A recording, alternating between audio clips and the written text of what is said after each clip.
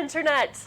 My name is Catherine Barsonistis, and you're watching The Gluttonous Geek Presents Munchies and Minis. I know it's been a very long time since we have streamed. We are stuck in a pandemic. Just to give you a date of when I'm filming this, today is May 20th, Wednesday, and the reason why I am not able to respond to anything you say right now is because we are pre-recording this particular episode.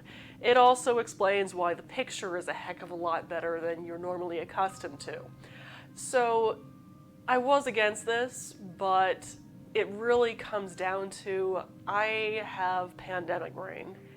I don't COVID, it's exhausting to really just do anything these days. I mean, I barely have a brain to write. But that's okay because there's also other reasons for us doing a pre-recording today. It's because our internet connection is kind of as slow as dial-up right now because we need a new router and badly. So, to make up for that, we're pre-recording this episode so you can get the whole recipe without any service interruptions, without any, freezing or anything like that, and I'm going to be keeping an extra close eye on my microphone to make sure that the battery doesn't run out before the end of this episode.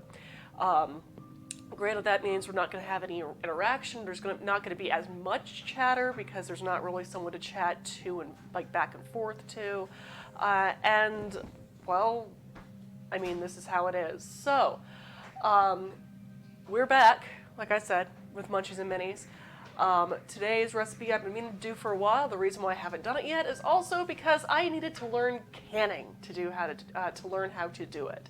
So this recipe is inspired by the role-playing game Blue Rose, which is a fantasy role-playing game, tabletop role-playing game, where it's very much similar in the style of romantic fantasy novels, such as Mercedes Lackey, Tamora Pierce, the series of Pern and the Tortal series, very much focused on the various story elements and character development in the story.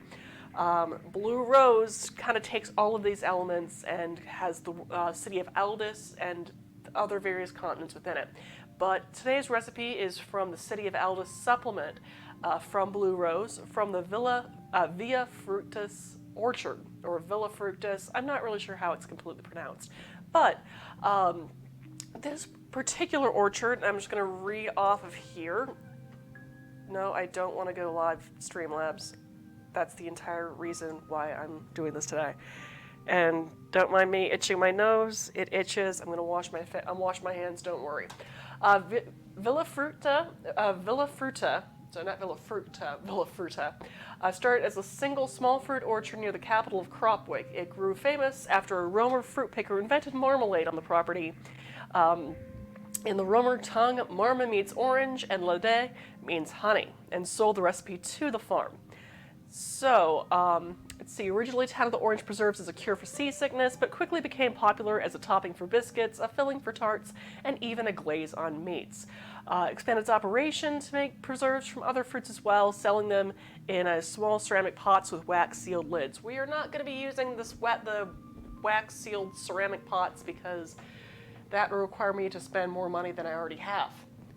But, for this particular marmalade, we are going off of the whole idea of what Romer is. In the Blue Rose series, Romers are very similar to the Roma, i.e. gypsies, of our, real-world equivalent. So we're doing kind of a Roma-style marmalade using spices often used in Roma cooking, which are juniper berries, ginger, and black peppercorn. Normally they use cumin a lot too, but we're not going to do that simply because it's going to make this a lot easier to match the flavors up, and I don't really have any cumin seeds. So we're going to be using juniper berry, black peppercorn, and fresh ginger in our marmalade. We're also going to be using a mixture of blood oranges because they look and taste kind of cool, and heirloom navel oranges because that's also what I happen to find at Kroger. And of course, we've got our fresh ginger. Hey, love. Oh, by the way, I'm pre-recording, so it's not really streaming, so cool. So, as I crunch on ice, yes, we are doing the thing. So first, you're gonna need to assemble your ingredients as well as your supplies. So, like I said, I had to learn canning, and what I had to do for this particular setup was just get a basic preserving starter kit from Ball. I got it at Walmart for like 15 bucks. And those who are social distancing, like I am seriously trying to do, you can get it with the whole Walmart pickup feature, where you don't even have to touch anything. You just scan the QR code from your barcode from your phone on the little tower thing, and a robot manages to bring down a box of these jar supplies for your use. So this recipe is going to make about 3 pints of marmalade, or about 6 of these things. The canning kit will come with about 4 jars. You're going to need a total of 6. They're about half pint size. Also, the kit comes with a canning rack, which I'm going to switch the camera right here for you so you can see what I'm working with. Come on, focus for me. Really? Okay. Got a canning rack here, which this is a silicone ring that you put in the bottom of your pot. It keeps it from having your jars touch the bottom of your pan, which will cause them to crack. So we got that. I'm just going to stick that at the bottom of our stock pot here. Comes with a canning funnel, which is very nice to keep it from kind of dripping down the sides of the jar as you're filling it.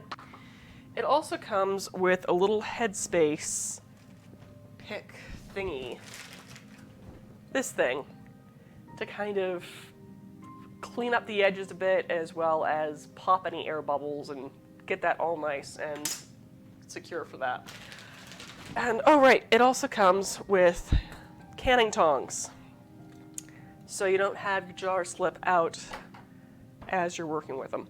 So, right, we got our kit, we've got our supplies, let's get working. So, your ingredients, you're gonna first need your oranges, of course. You're gonna need about 2.5 pounds, well, 2 pounds of blood oranges, and 3 pounds of heirloom, or just navel oranges, about 3 pounds worth. And let's see here. First you want to wash and dry them.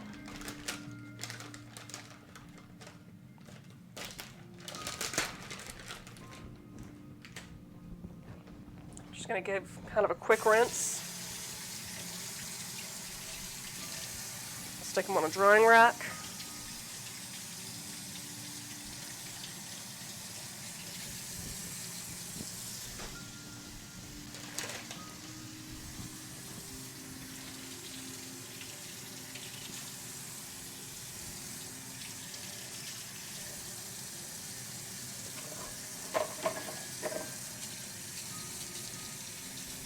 And the reason why I'm giving them a scrub is if there's any wax coating on your oranges, you want that off of there.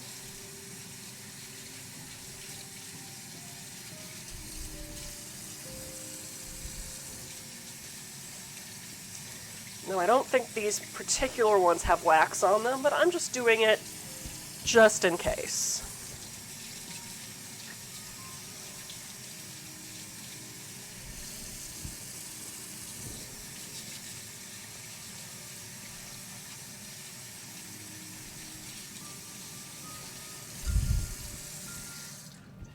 It's about 4 of the navel.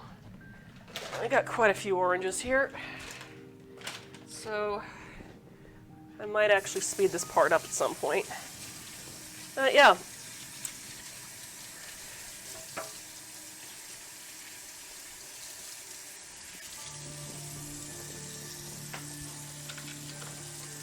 Oh. And of course, it's good to wash the oranges in case you drop them on the ground like I just did. Besides, oranges are round. They will roll and cause other problems that will annoy the shit out of you. Mostly just rolling on the ground.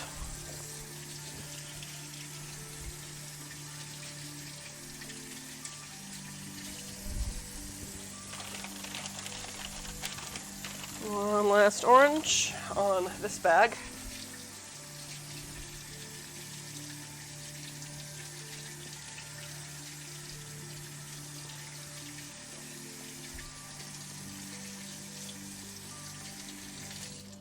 Okay. So all my navel oranges. Now I need to wash all of my blood oranges. It's so weird. I'm so used to streaming at this point that I'm kind of like going, oh, be patient with me. I'm going to have to check people's comments and go, oh, wait. It's, there's no comments because I'm pre-recording this. So weird. Not used to it. So, like I said, my brain has been in a little bit of a fog, and part of it, too, is that I've been baking a lot of things for various friends. Like we did a bunch of loaves of rosemary bread for friends a couple of weeks ago, and followed it up with a round of fruit crumbles for our gluten-free folks. And then we baked snickerdoodles the following weekend for our neighbors and my boss. Huh. Yeah. And then what else did we do? Man. We've also been working on our vegetable garden, which has been sprouting up beautifully, by the way. I'm really excited to start working with the produce we're going to get from that. In fact, next episode of Munchies and Minis, which I think I'm going to pre-record tomorrow, I just need to go grocery shopping to get the ingredients for it. I've got some fresh chives that I need to use because our chives need a trim. They were in need of a trim, and after all the rain we've been getting for the past 48 hours, they definitely are going to need a trim. So, the thing is, what I'm making tomorrow for Munchies and for the pre-recording of Munchies and Minis is it's kind of a turkey wing, buffalo wing with a cream, dill, and chive dipping sauce to go along with it. I think it's going to be tasty, especially the fact that I'm growing both fennel and dill, chives and dill in my garden, and it's growing like weeds. I'm super excited about that. I'm also gonna show you, let's see, fresh chives I've got here that I need to use as soon as possible. And check that out. Pretty, right? And I'm only gonna have more come tomorrow. So I'm excited about that. And I got plenty of dried dill. It's dried, but I kind of want to use fresh, and I'm gonna need to trim it anyway, so it all works out. But yeah, I've been going a little crazy as far as foraging and drying stuff is concerned. Like, did you know that you can use clover flowers? Like, you know, the shamrocks you see like all around your yard, and they have like little white flowers that pop up. Those things are edible. And also, since the majority of honey that we get is clover honey, it smells like honey. The only trouble is getting bugs out of it. There's so many bugs. I'm just sitting out in the garden, just kind of going through the petals and just squishing bugs, and it's just, I know, it's gross. But once we're able to put together a really nice tea blend at the end of this year, I'm going to be excited about that. So,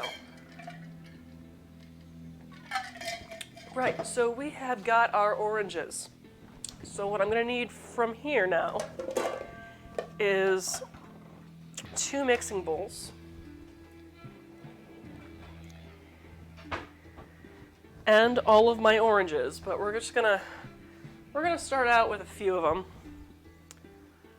little bit by little bit. So first you're gonna need the peel portion of it, and you're just gonna want to get the peel as much as, like, mostly the peel, and try to avoid avoid the white stuff, that pith, as much as possible. I mean, it's okay if a little gets in there. I mean, it's kind of unavoidable, but the real flavor is going to come from the zest of the oranges.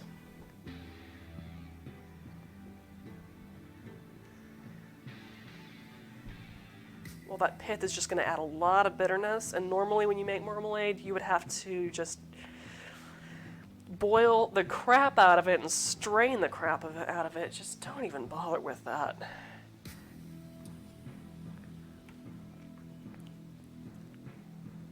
I'm going to try to...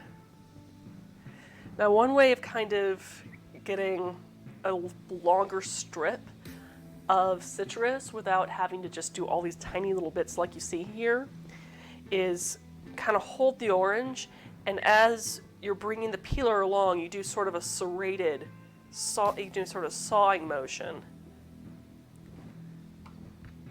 to remove that peel. I mean, it's not going to be a perfect thing all the time, but you kind of move the orange carefully towards you, and you don't have to go too quickly. Just make sure you're also doing it away so you don't accidentally cut your fingers, because yes, that is actually a thing that will possibly happen.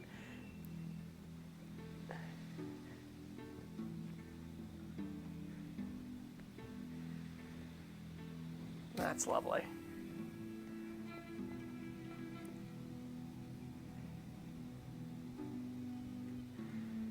Okay.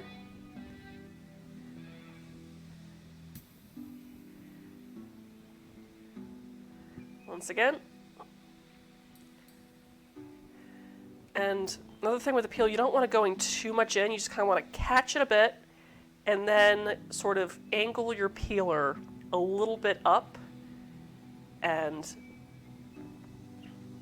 but still kind of bring the orange towards the peeler.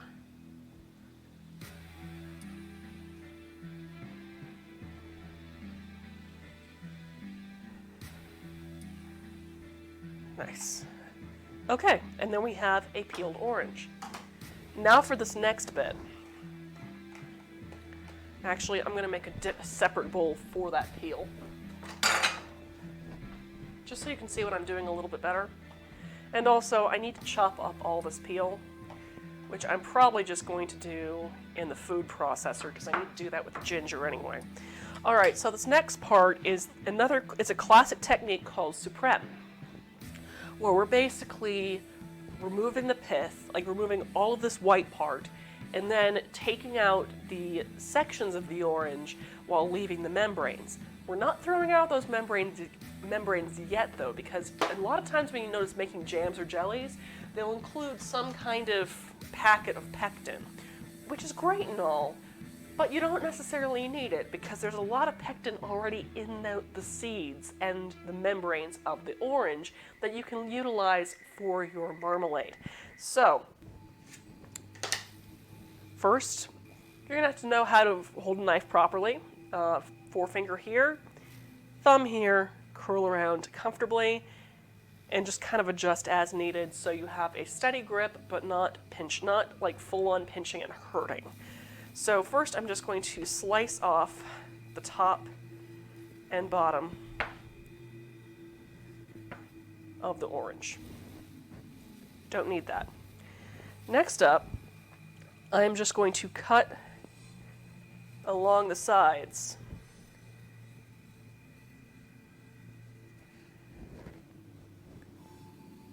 To remove the white bits.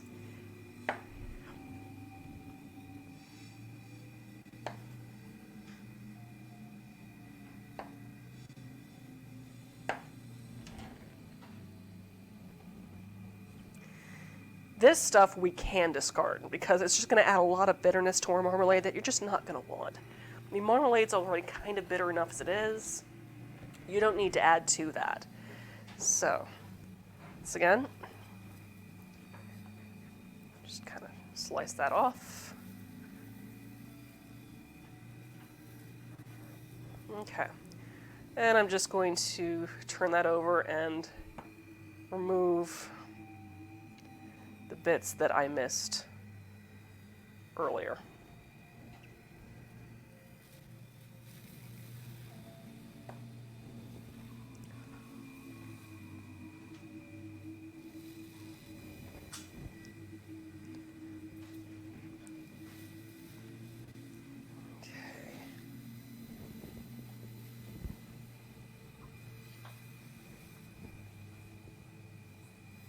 There we go. Okay, next up, you're going to need a lot of patience and a sharp knife, where I'm just kind of cutting into the orange on each side of those white lines. Just kind of cutting in, and then slicing through that last little bit. And then I just have an orange section without any membrane. I'm just going to go to the next one and just slice carefully on each side of the white section.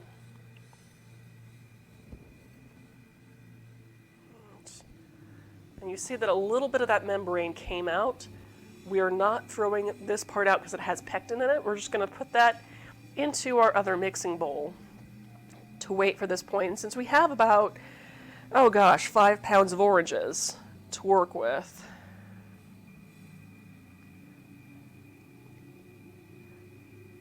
I'm tempted to just pause this after a certain point and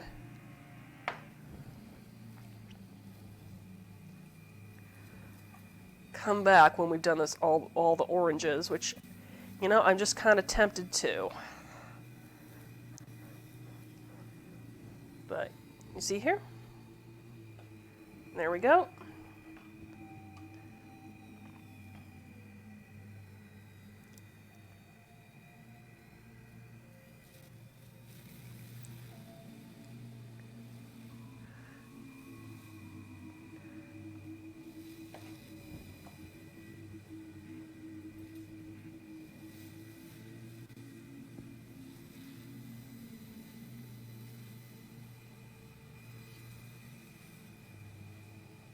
As you see, it can get a little messy, so you just want to be careful to get those orange sections out without taking the membrane with you.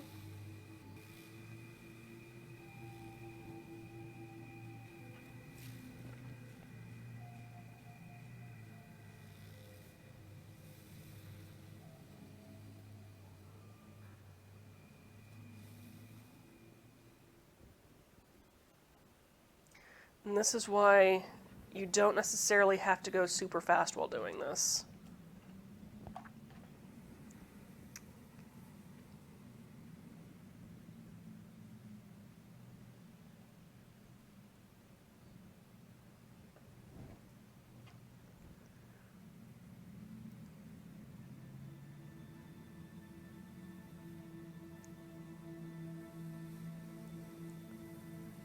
Okay.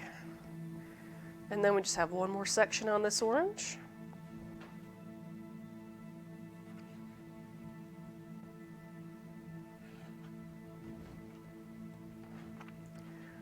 And then the membranes. And then we have all that peel left over. So then it just takes us to our next orange. However, since you are working with blood oranges too, we're going to demonstrate the same thing with the blood oranges, just because they're a little different as far as like how they work. There's a lot more pith in a blood orange, so just kind of keep that in mind. But once again, just going to give our peel. But as you can see, the peel cooperates a lot better with you. So.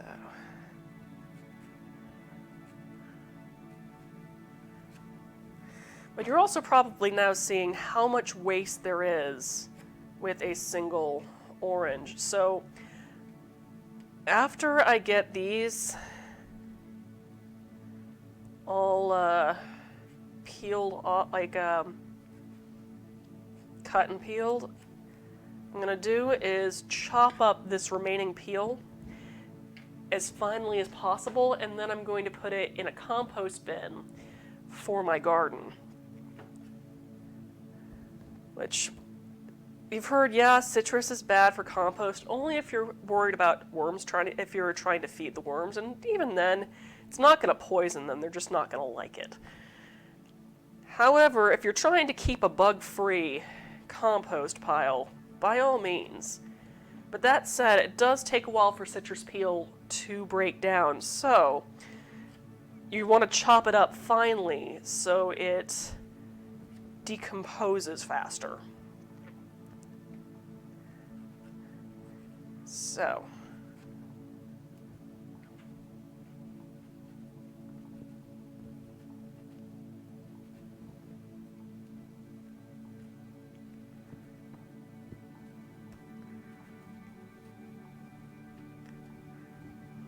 alrighty.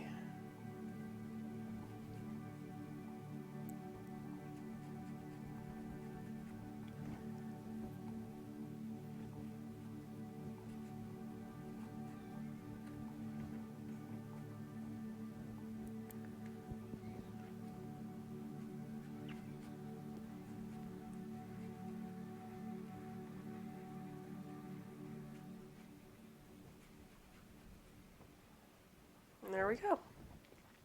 There's all my peel. And now once I find where the top and bottom of this orange are, I'm just gonna slice this off. Isn't that gorgeous? And give that. There we are. And once again, just going to peel down the sides.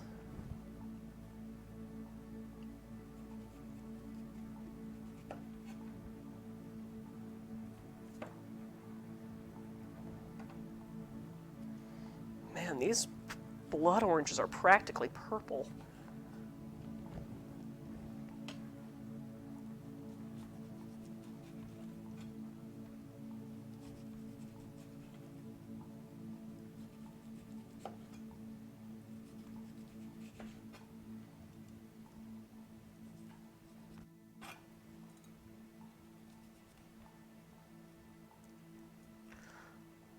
As you see, there's also quite a bit of peel.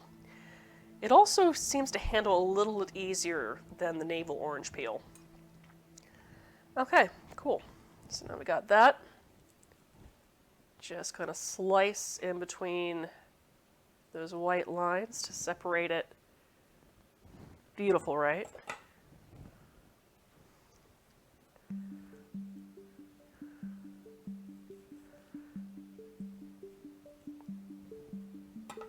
It doesn't have to look perfect, it just has to get it out of the membrane.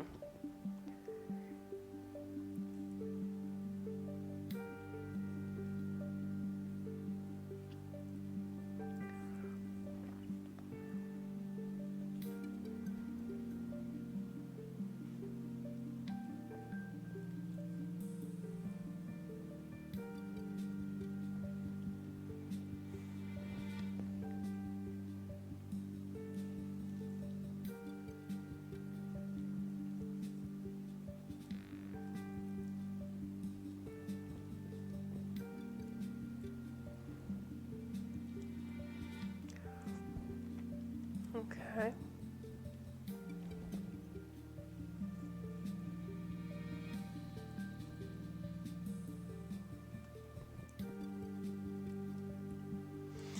And try to remove the seeds if you can. The seeds will go... Did I get those earlier? Yeah. If you find any seeds, put them in the same bowl as the membranes. Now, most of the time it's going to be already in the membrane for you, but it helps to kind of look to see if you're missing any seeds. Yeah, I think we got all of our seeds. Well, that's good.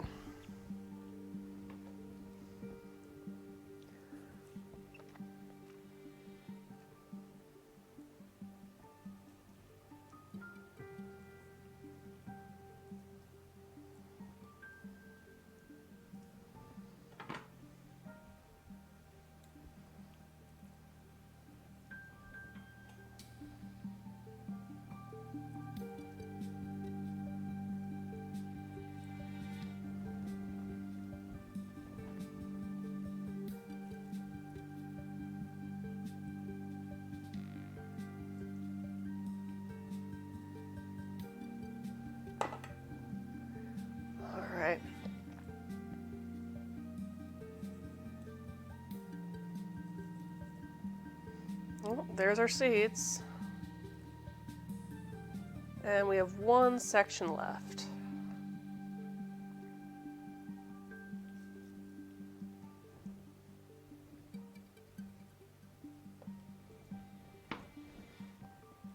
There we go. And there's all of our whole membrane with the seeds. I'm just gonna toss that into that bowl. All right, so you see what I'm doing? You just have to do that with the remaining oranges. But first, I'm just gonna show you what I'm doing with that peel so you can see what I'm doing. As well as get a bin to put all of this in because I'm gonna need it. Let's just use this one. All right, we're gonna use this for our compost. So all this peel here, I'm just gonna, doesn't have to be perfect, it just needs to be pulverized.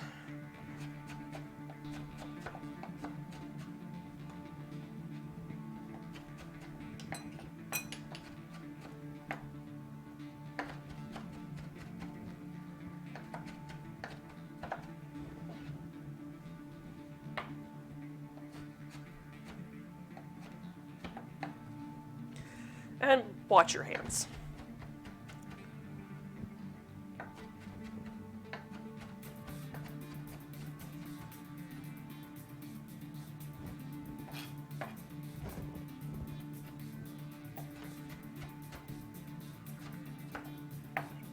Okay.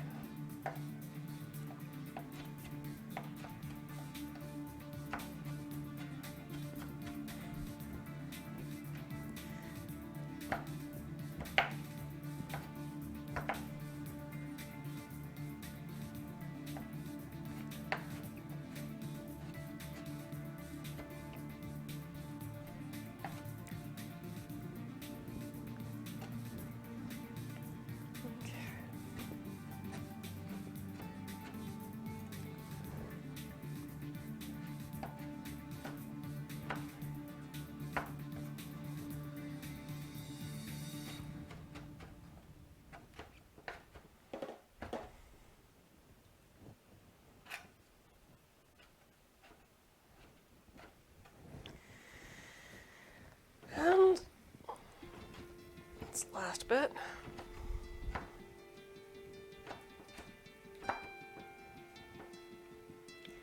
Now you don't have to do this for all of your oranges. I mean, hell, you probably don't even have a compost pile, but if you do, and you want to get the full benefits from putting citrus in your compost pile, this is a good way to go. Or, you know, if you want to be lazy, and that's perfectly okay, just throw the whole lot in your food processor and chop it up. Of course, wait to do so after you've used it for other functions. It's like I said, we've got a lot of peel to chop. This, like I said, is just a demonstration. So.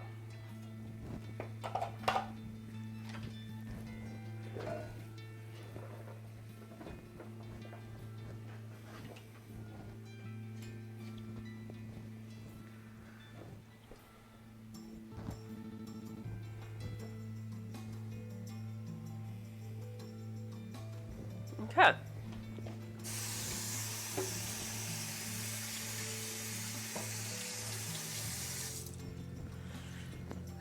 And also, while I have the video out here, we're going to also cut up our ginger, which you are going to need about a 2-inch knob of. That looks roughly about 2 inches. We're just going to peel off the sides.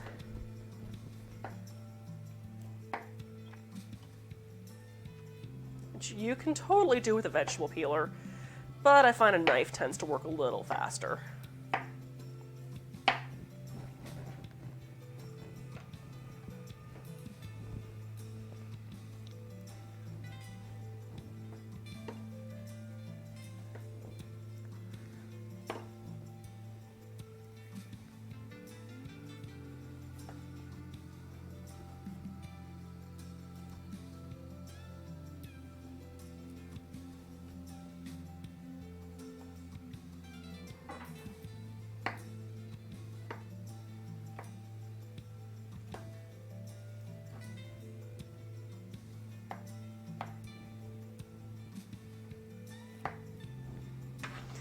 that, I'm just going to throw straight into the compost. And, I mean, you could absolutely fine chop this yourself, but I'm going to use a food processor, so that's why I'm going to just thinly slice my ginger.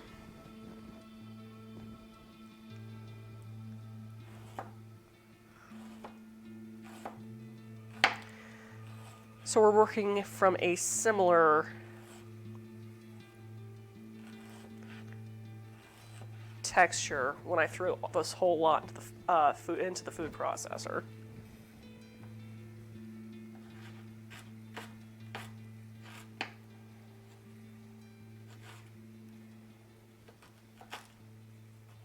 There we go. So yeah, that is our basic cutting instructions that you're going to need for this recipe. Now I'm going to pause right now and move on to our next section, which is going to be toasting our spices as well as sanitizing our whole canning setup. So I'm going to pause this for now because I've got a lot of stuff to cut. So see you in, well, for you, a split second. Okay, and we're back. I just spent about almost an hour peeling, sectioning, and separating orange sections, about 5 pounds of oranges. Aren't you glad that I didn't spend that entire time doing this in front of the camera? I bet you are. I know I am because I also had to cook dinner in that time, which, well, I didn't really cook it so much as we heated up ramen. You get the picture. However, 5 pounds of our oranges, the sections.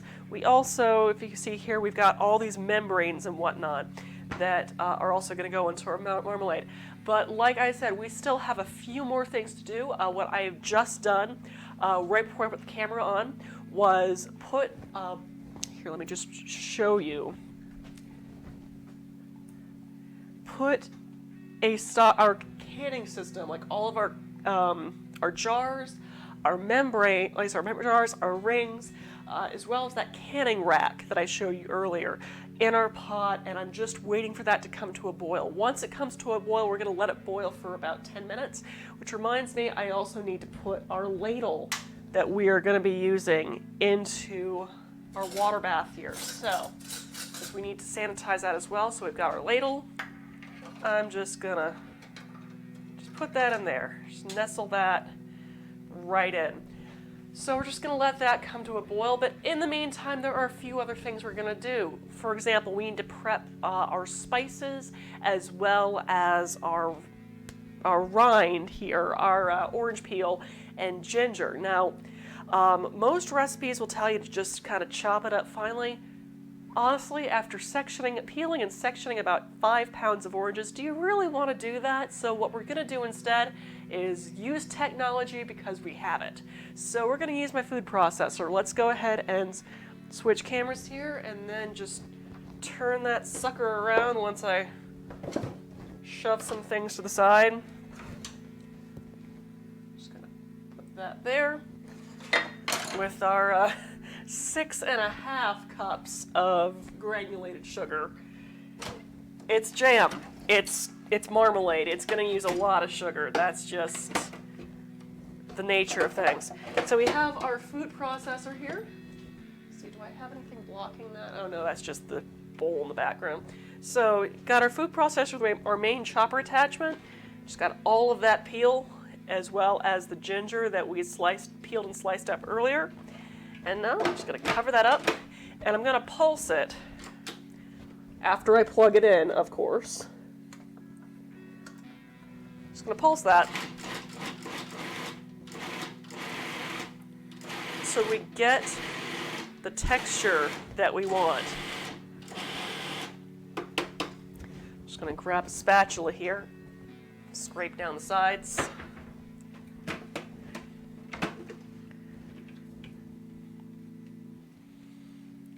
And admittedly, this is actually where a lot of the flavor comes from, not from the spatula that you've accidentally shoved into the side of the blade. Scrape down the sides, all that oil in the orange peel is what flavors a lot of the orange flavored stuff you find, including, well, marmalade. So once again, just gonna keep pulsing that.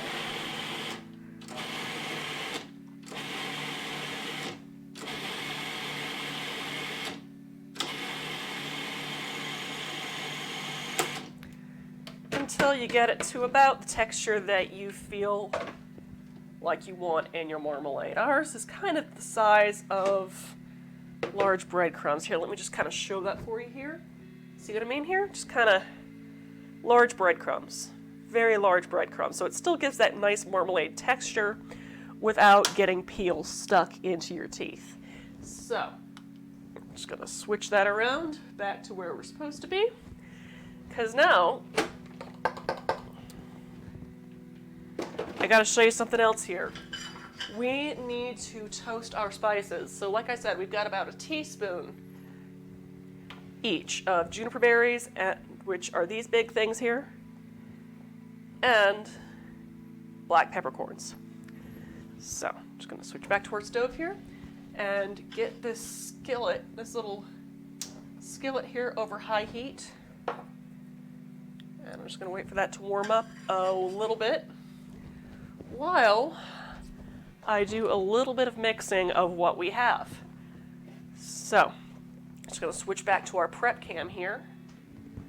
Okay, so like I said, we got this big bowl here of orange sections. I'm just going to shove this stuff off to the side since we don't really need it right now.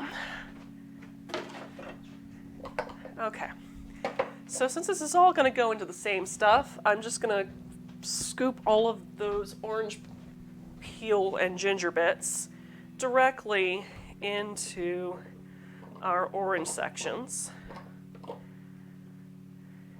Yeah.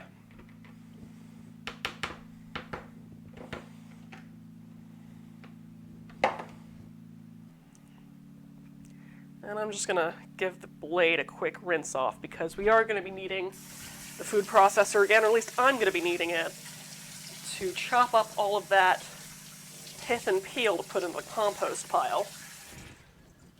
You know, waste not, want not. I hate wasting things. I mean, if you're going to make it into garbage, you might as well have it be useful garbage, you know? Okay. There's our peel. Okay, just going to return that back to our food processor attachment. Blade. Go there. Cool. How hot are we? Not hot enough. Still waiting on our thing to heat up, so I'm just going to give that a quick stir. And you're probably wondering, what are we going to do all those membranes? Well, I explained earlier, but not to worry. You see these various little strainers. You can also use herb, like one of those big tea balls or cheesecloth. However, this is where we're going to get our pectin. All of these little membraney bits. And the thing is, there's still a lot of juice in these membranes. So I'm just going to stuff this as much as possible. And then squeeze the juice out of these membranes directly into my bowl of orange sections.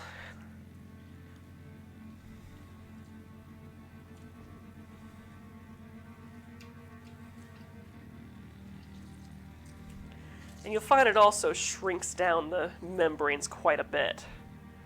See? And I now have more room to stick more membranes.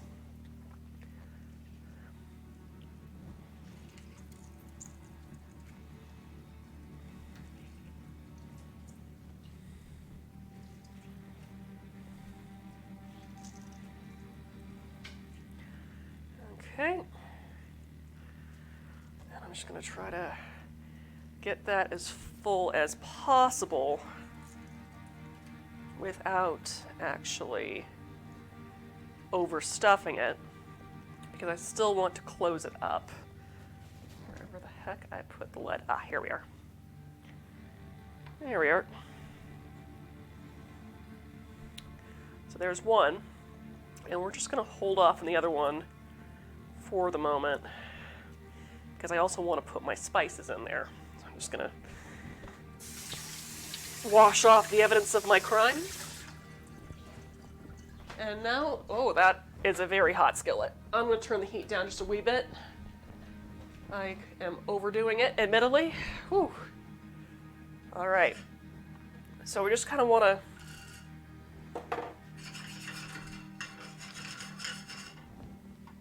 toast these lightly for about, let's say about 30 seconds. Kind of constantly shaking the pan like so. You just want to toast it to get the fragrance out, until they're nice and fragrant.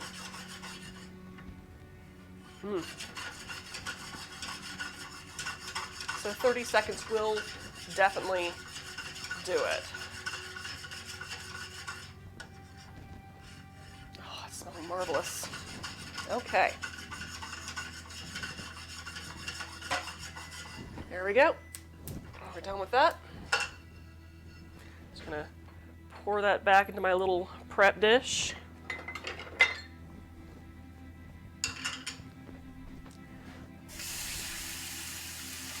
Give that a quick rinse to clean it off. And I am done with my skillet. Cool. Yeah. Just stick that there for now. Or somewhere on a trivet or something. Where do I put my trivets? Do I need this cutting board anymore? I really don't, do I? No, I don't. So, that's going in the sink. And I've got a trivet here.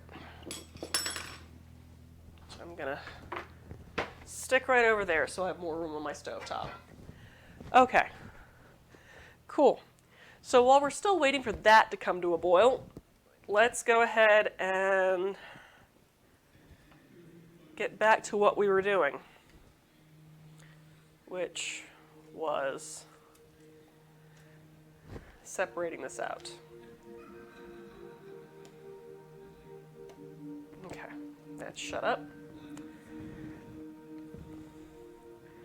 Let's get these remaining membranes into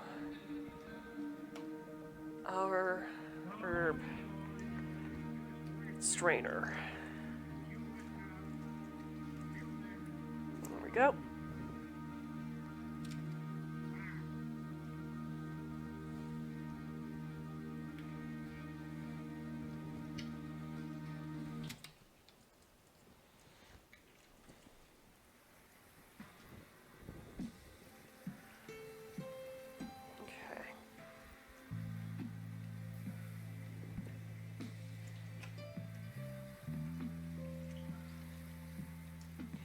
Is it pretty? Not in the slightest. You see what I mean?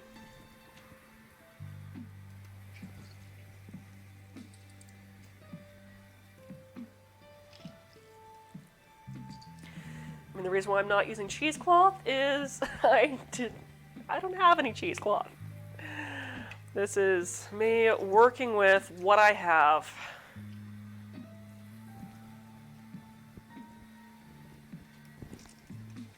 To the best of my ability.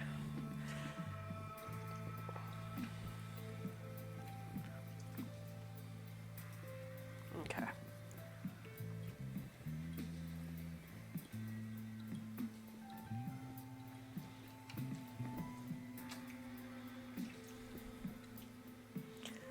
Okay.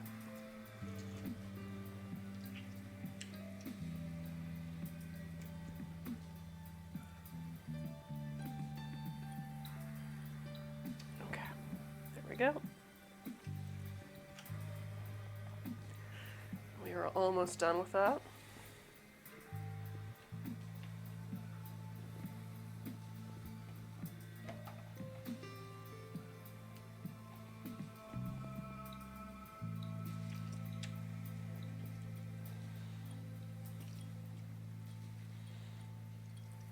Okay, here we go.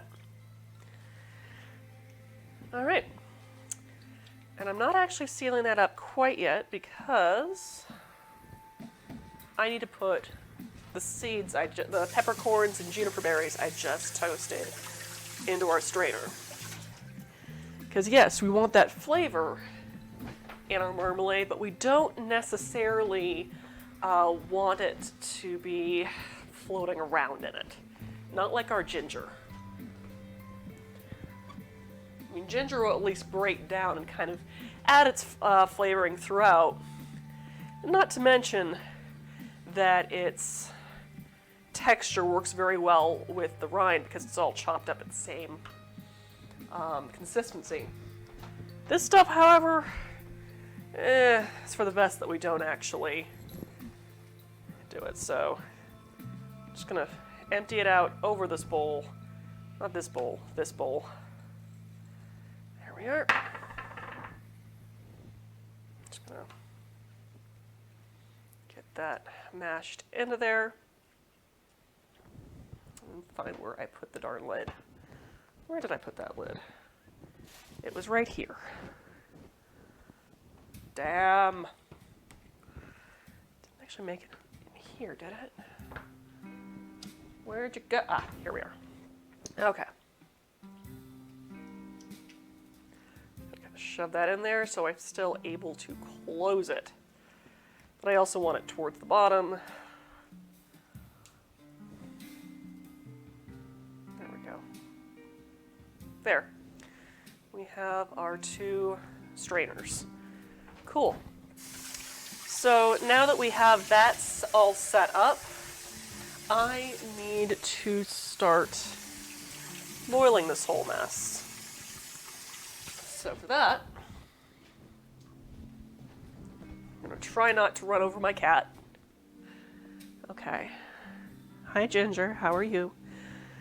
I will show you off in a second. Right now, Mommy's... Oh, she squeaked at me. Baby girl. Don't worry, I'll show you off in a second. Okay. Just need to get my pot out here. Cool. So. Turn the page on the things I wrote. Alright, so the juice is all pressed out of there. So, just now need to get that whole mess into my pot.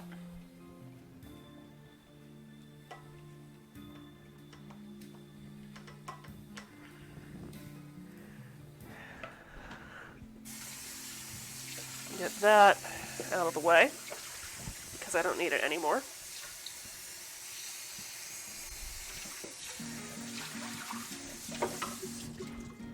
And to that, I'm just going to add my 6.5 cups of sugar, if it fits. My God, I hope it fits. Well, damn. Right. New plan. Or rather, new pot. I do have another pot that fits all of that, right? Meh. Guess maybe I can use my cast iron. New plan. We're using my cast iron.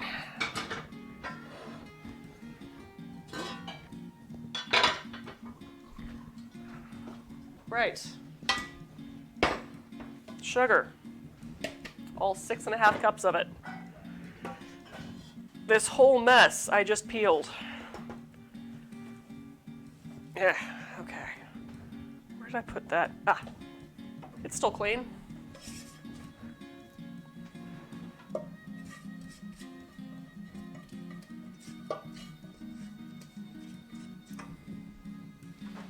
Okay.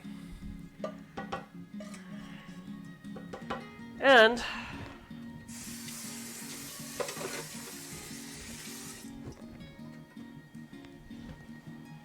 four cups of water.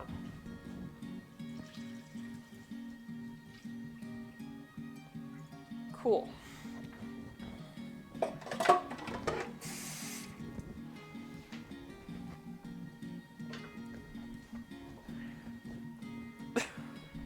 It's not boiling, just air is escaping. All right, I'm just gonna stir that to get that kind of incorporated and so it stops bubbling like that. I know, good question, good, let's see. Where did I put the strainers in?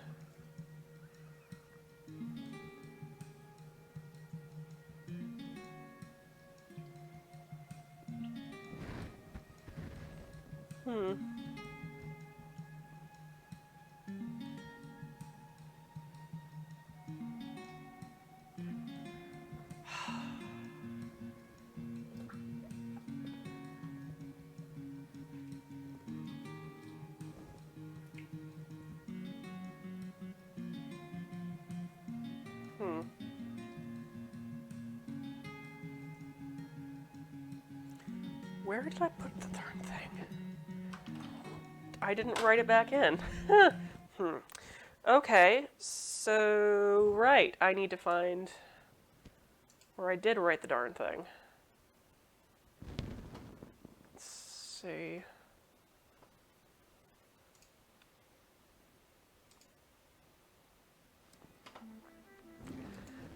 Oh, hold on a second.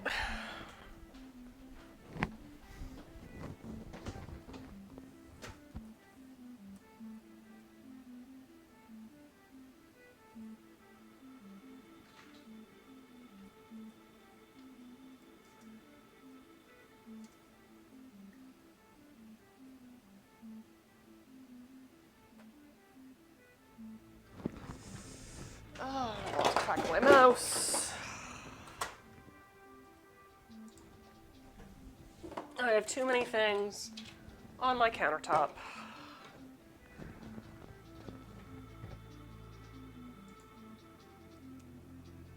right, when do I put the strainer in?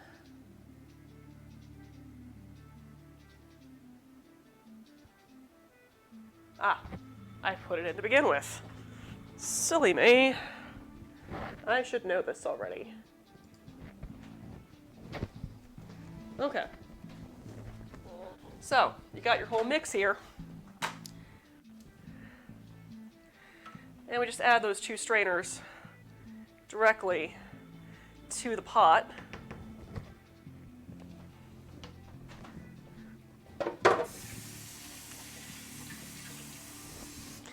And then we just put it on the stovetop and bring it to a boil.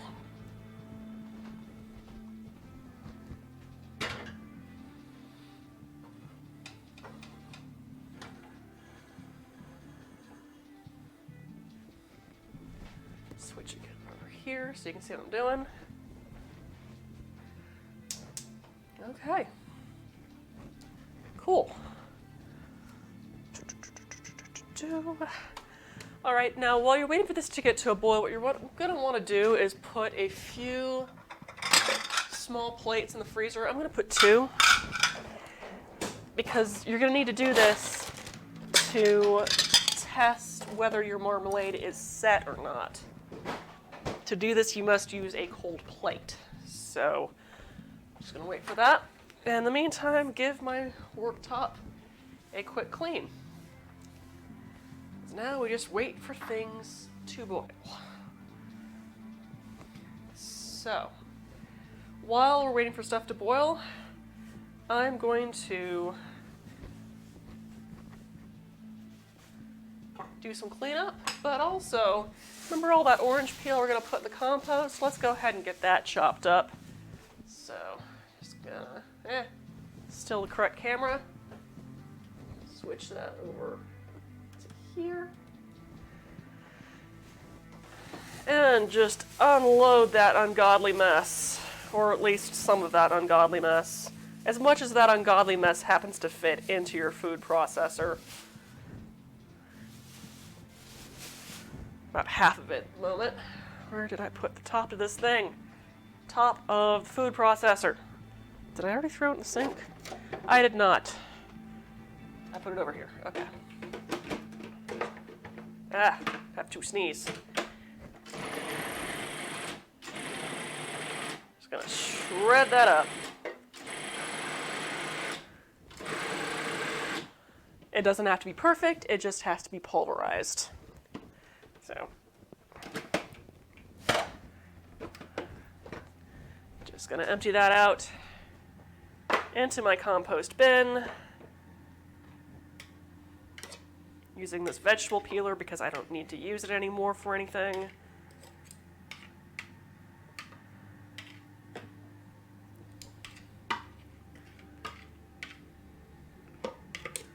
Okay.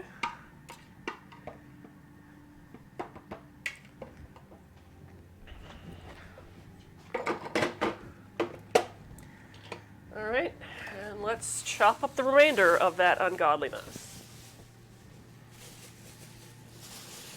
Yeah.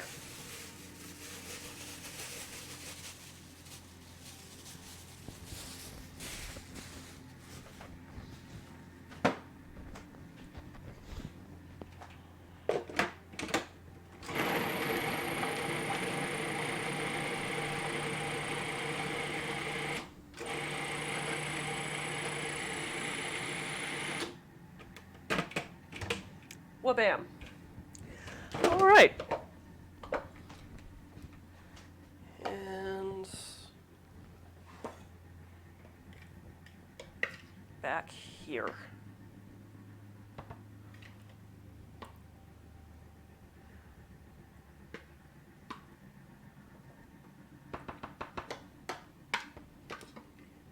There we go.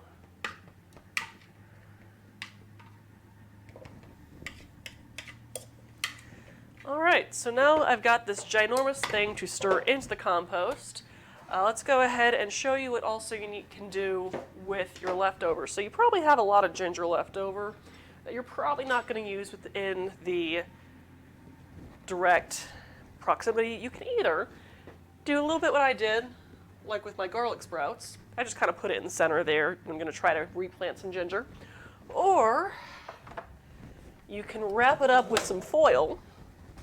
As I find where the heck my foil went.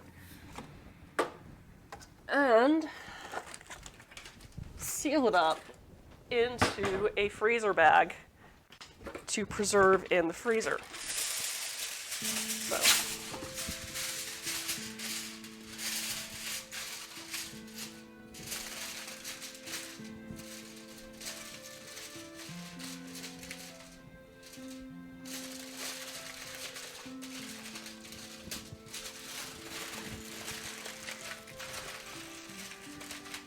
And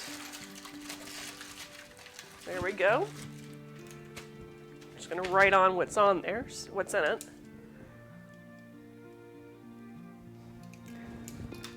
And freezer bag and stick it in the freezer. Ah, that is not my freezer, that is my cabinet.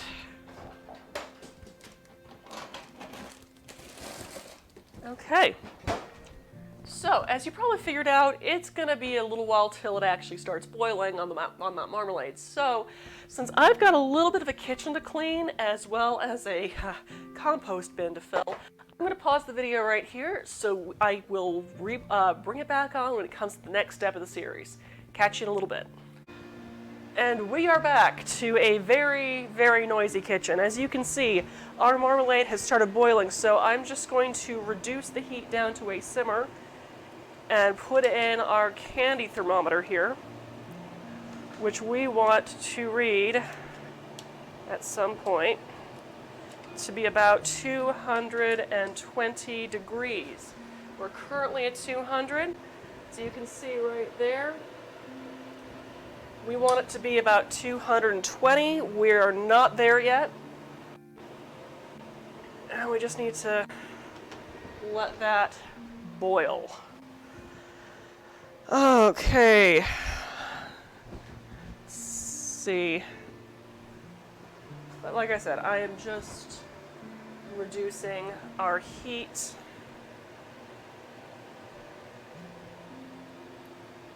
To let it simmer because we are obviously not anywhere close to being done yet. In the meantime, as you can see, we are still boiling our cans. Giggity.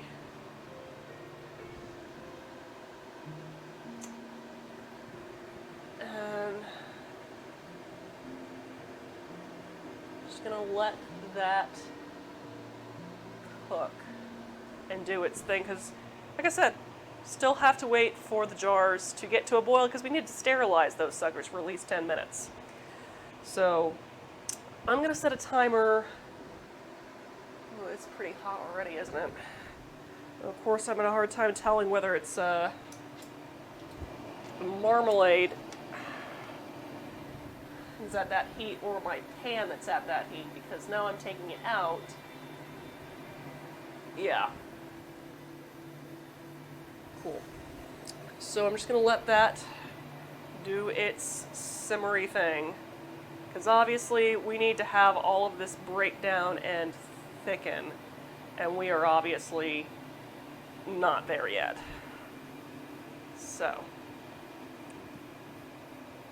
we'll let that boil. I mean, simmer, obviously. And I'm going to set a timer for about 15 minutes for the marmalade itself.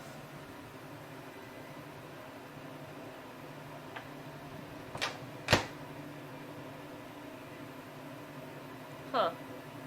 For some reason, my kitchen timer function's not working on my microwave. Not to worry. Start it on my oven.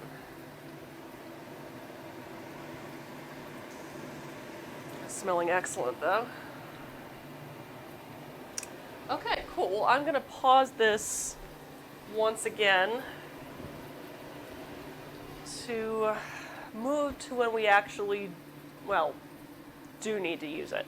So, pausing you again. All right, and we are back again.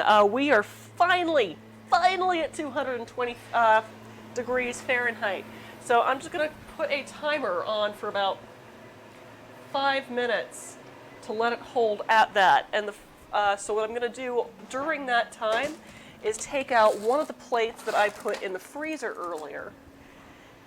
And we're just gonna test to see if the marmalade has set. So what you wanna do is you take a spoon, take a bit of that marmalade,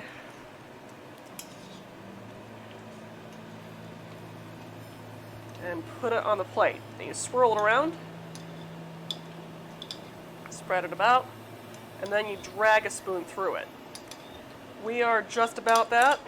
I'm going to wait. Oh, it tastes excellent. That 5 minutes, and see how it does in that 5 minutes. In the meantime, since I need to get that water, that pot of water back to boiling, I'm going to go ahead and get it back heated up and get it to start boiling again. That's why I also have the lid on here,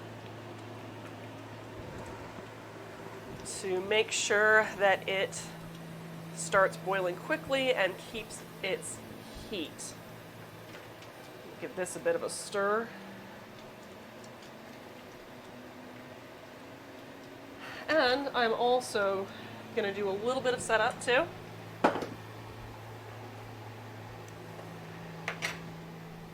Because as you see, I already have my canning stuff here. So I need to put a trivet out here that's ready for when I start putting the stuff into jars. So we're doing still 220. We are doing good. And as you see, it's reduced about, I want to say at least an inch since we started cooking this. And you can see the fruit is definitely broken down quite a bit, and thickened considerably. Of course, it's going to solidify more once it cools, but this allows us to keep things at an even temperature for processing, not to mention keep it sterile for that matter. Also, we want it hot to go in, want it hot before we put it in the boiling water. That way the inside of the jar is about as hot as the water on the outside of the jar, so we don't have any cracking going on. Oh man, that looks beautiful. I mean, that's, oh man.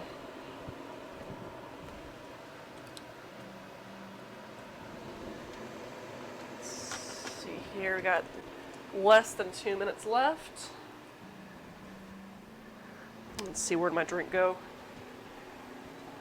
Let's see, I do have the dishwasher running, right? Yeah, I do. Ooh. Right, I should probably get my other pot holder out too so I can move this easily.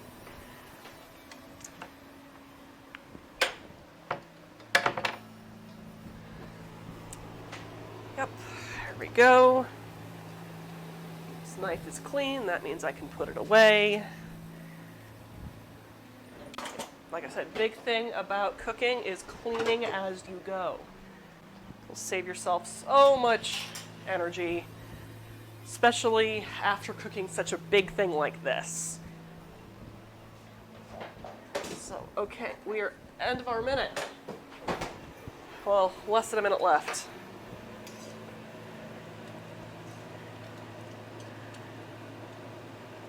Ooh, hot. Swirl around, spread it.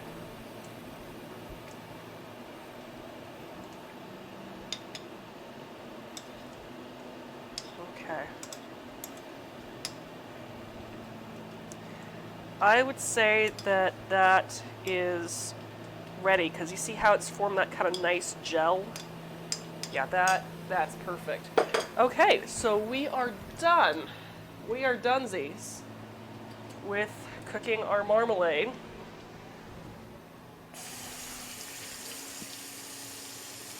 The heat is off. And it's time to move this sucker over to where we are putting stuff in jars. So, how are we doing this water? Okay. That's going to take a little while to start boiling again. So now it's time to do a little bit of canning. So, got our tongs, got our ladle. Everything is, for the most part, sterilized. Everything is stirred. Take a canning funnel here.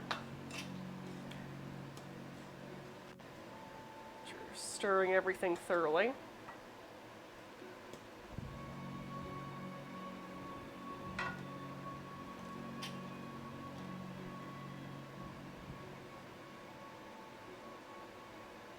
And I want to fill it so it reaches just the bottom of the threads, which will give it about a ½ an inch of headroom.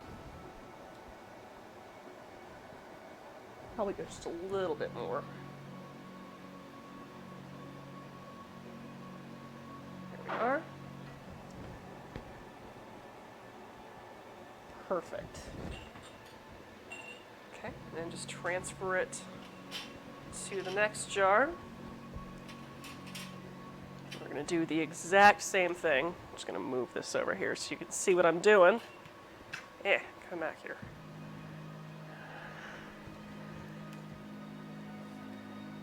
Admittedly, this is not the best looking setup in the world, but we will do what we can with what we have. So, there we go.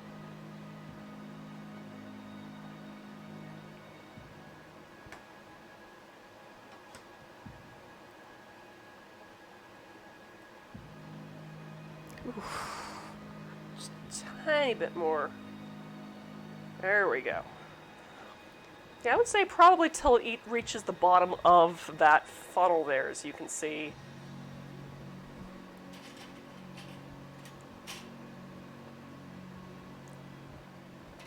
Just going to slide that over here.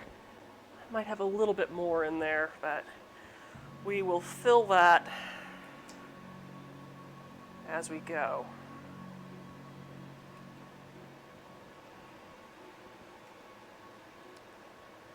If we have a little bit more, once this is done, oh, that is perfect. I promise I can say the word perfect properly. I'm tired, forgive me. I've been up since 6:30 this morning, and it's about 9:30 now. Yeah, I know, it took a while for me to put this together, didn't it? But I mean, it's two entirely excellent different things from making it and then showing someone else how to make it. Just gonna check on our pot of water to see if it's boiling yet. No, not quite. That's why the lid is crucial to what you're doing.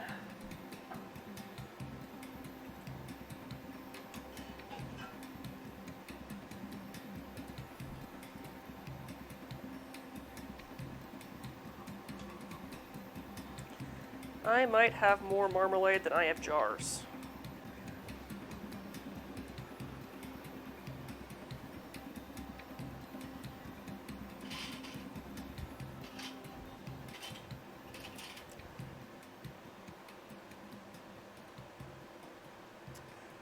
Which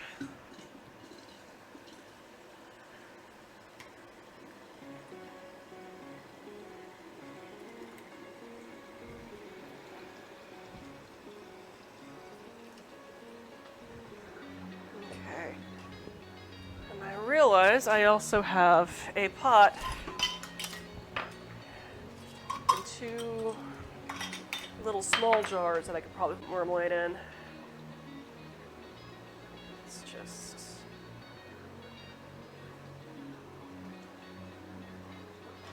the last.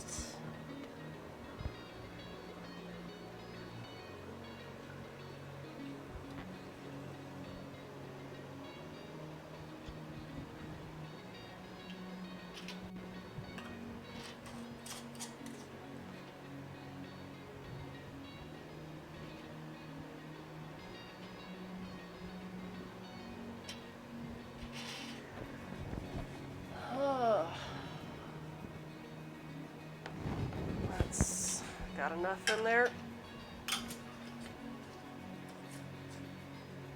Ooh, hot.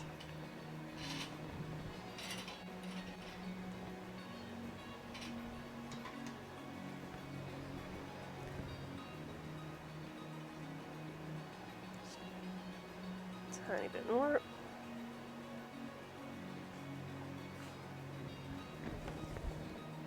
Yeah.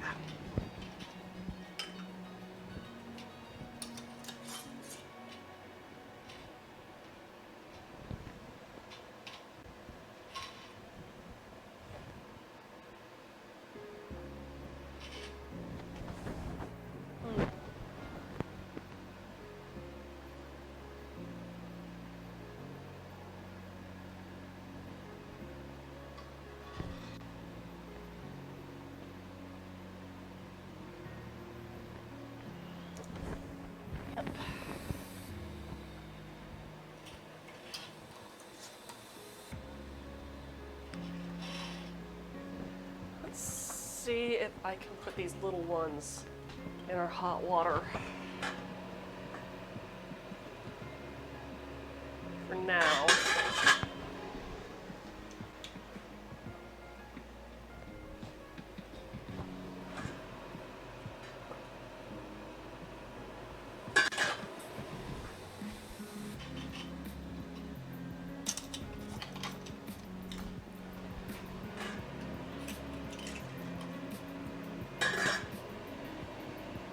Set a timer for about 10 minutes on those. Whew.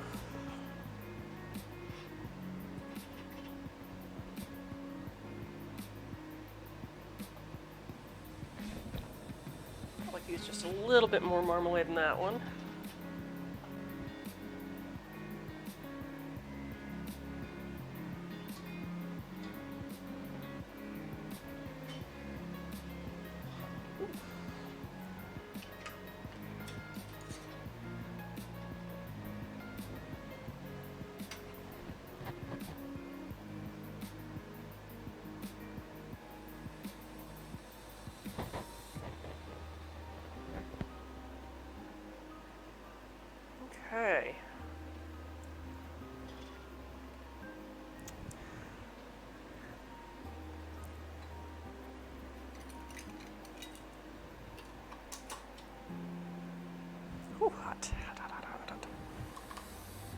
Those tightened.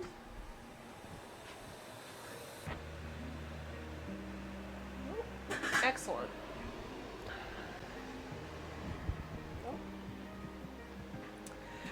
So, yeah.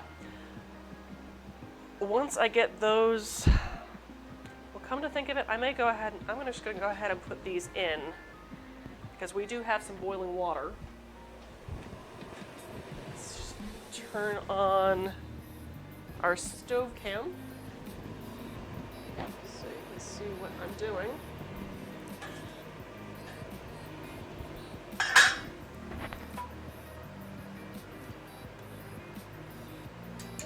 Nope. It's not good. I just lost part of the tongs.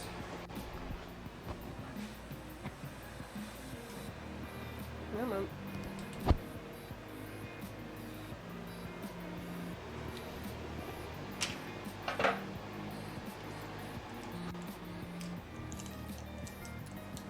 Well, these things are flimsy. Just proving, once again, you get what you pay for. Come on.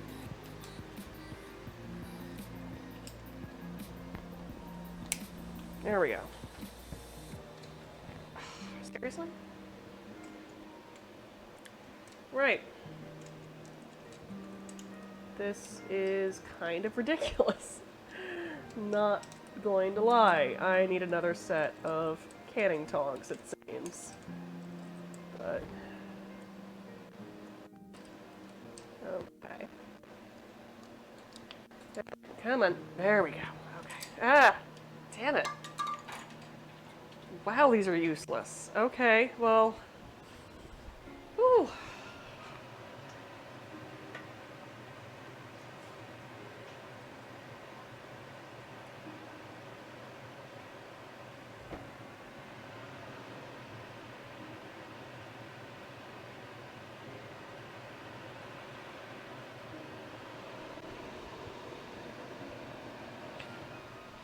Boil those for about 10 minutes. Not an hour, 10 minutes.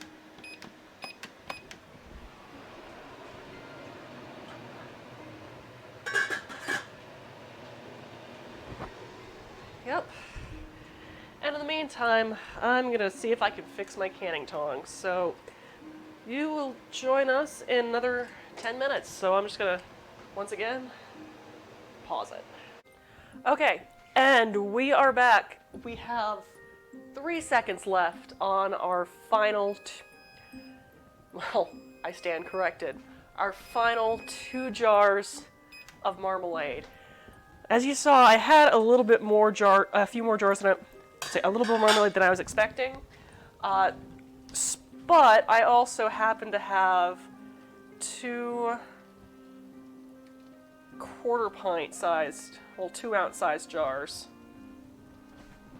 that a friend of mine had given us in the form of chocolate mousse. So while I had the pot of water already going, I just went ahead and sterilized them and got our remaining marmalade into these cute little jars. So there you are. There you have it. You have your marmalade is finished, except for the last part of it, which is it needs to rest. You've processed it. You've sterilized the jars. You've made the marmalade. You've processed it, and now these jars here. Oh, you hear that little sound there? These jars now need to rest at room temperature for the next 24 hours before you can open them. They should last you about, I want to say 6 months, but recheck up with me on that when I repost this recipe as a blog post with the video of this on there later. But yes, water bath canning is, I mean, you don't necessarily need a pressure canner or anything like that for something as acidic as marmalade. You can just use a stock pot, a canning rack, and some tongs. So, as these rest, you will hear it kind of popping as the pressure changes. That is perfectly normal. You're supposed to hear that. But in the meantime, I'm looking forward to that, and I'll probably open up a jar maybe during tomorrow's episode, possibly. So, I hope you enjoyed this episode of Munchies and Minis. I'm looking forward to this upcoming episode where I'm going to be making some turkey kind of buffalo wings. I think that's going to be pretty fun.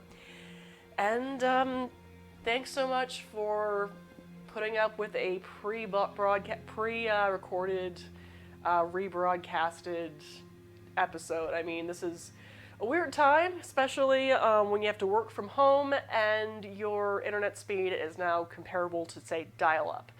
So hopefully we'll get a new router soon so I can start streaming again and cooking while talking to all of you lovely people. Anyway, my name is Catherine Barstonestis.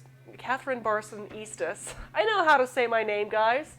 And you've been watching the Gluttonous Geek Presents Munchies and Minis. Stay safe, stay sane, and I hope to see you next episode. Oh, it popped again. Good night.